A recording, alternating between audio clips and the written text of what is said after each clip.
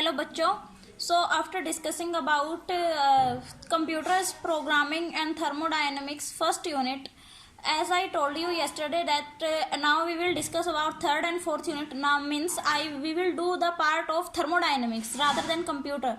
Computer की second unit हम लोग या तो कॉलेजेस ओपन होने के बाद करेंगे या फिर इसके बाद में लास्ट में ही छेड़ेंगे, अभी मतलब थर्ड और फोर्थ यूनिट कंप्लीट करने के बाद. बट अगर कॉलेज ओपन होते हैं तो मैं चाहती थी कि तुम वो लोग वो प्रैक्टिकली करके देखो प्रोग्राम्स को रन, तब जाके अच्छे से क्लियर होगा. तो अभी थर्मोडायनेमिक्स के बारे में अगर हम लोग बात करते हैं तो थर्मोडायनेमिक्स मेरी एक प्रॉपर्टी है, फिजिक्स की प्रॉपर्टी है थर्मोडायनेमिक्स. थर्मोडायनेमिक्स के अंदर मेरे कुछ वेरिएबल्स होते हैं जैसे कि प्रेशर, वॉल्यूम, टेम्परेचर, एनर्जी. तो डिफरेंट प्रोसेसेस के अंदर हम लोग ये चारों क्या है, मेरे कांस्टेंट हैं. क्या क्या बोला मैंने? प्रेशर, वॉल्यूम, टेम्परेचर और एनर्जी, जिसको कि मैंने रिप्रेजेंट किया है यू से. प्रेशर पी से, वी से वॉल्यूम, टी से टेम्परेचर और यू से एनर्जी. इनको मैंने रिप्रेजेंट किया है.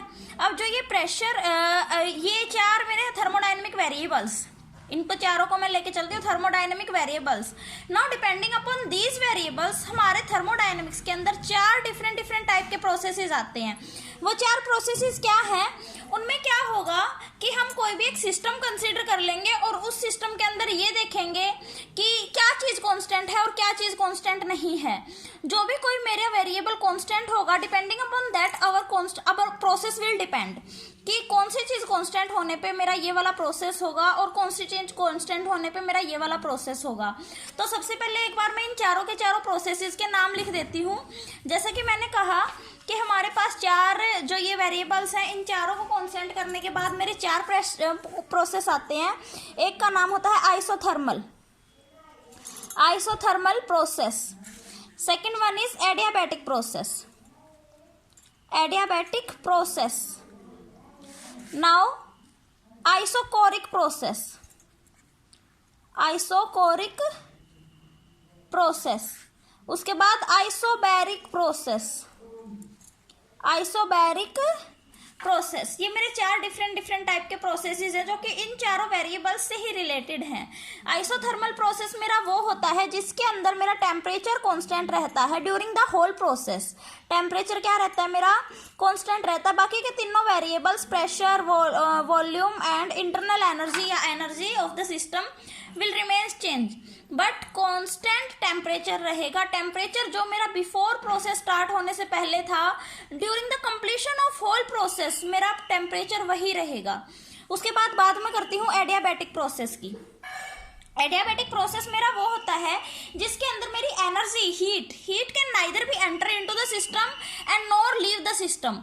मतलब कि ड्यूरिंग द होल प्रोसेस जो मेरी एनर्जी थी उस सिस्टम के पास, मतलब जो हीट थी वो कांस्टेंट रहेगी. जो हीट है प्रोसेस के चलने के अंदर ना ही तो मेरे सिस्टम के अंदर एंटर कर सकती है और ना ही सिस्टम से बाहर आ सकती है. So we can say that heat will remain constant. Heat is constant during adiabatic process.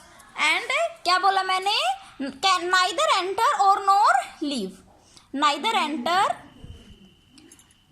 Enter nor leave. Okay, is it clear to you? Clear तो हो ही गया होगा. वैसे भी तुम लोग ये 11th 12th में कर ही चुके हो, इतनी बड़ी कोई बात नहीं है. उसके बाद बात मैं करती हूँ आइसोकोरिक प्रोसेस की. आइसोकोरिक प्रोसेस मेरा वो होता है जिसके अंदर कि मेरा वॉल्यूम कांस्टेंट रहता है. जो मेरा गैस का वॉल्यूम है during the whole process, gas का या कोई भी सिस्टम जिसके अंदर नॉर्मली हम लोग इन प्रेशर्स की बात थर्मोडायनेमिक के अंदर गैस के ऊपर ही करते हैं. सारे के सारे जो हम लोग प्रोसेस आगे भी डिस्कस करेंगे, जो भी इफेक्ट हम लोग डिस्कस करेंगे जैसे कि Joule Thomson effect, cooling effect, ये सारे के सारे हम लोग गैस के ऊपर ही डिस्कस करेंगे. तो आइसोकोरिक प्रोसेस मेरा वो होगा जिसमें कि during the whole of the process जो गैस का वॉल्यूम था वो सेम रहे जो कि पहले था. प्रोसेस जब मेरा स्टार्ट हुआ, जब गैस का जो वॉल्यूम था प्रोसेस खत्म होने के बाद भी वो उसने सेम वॉल्यूम मेंटेन किया हुआ था.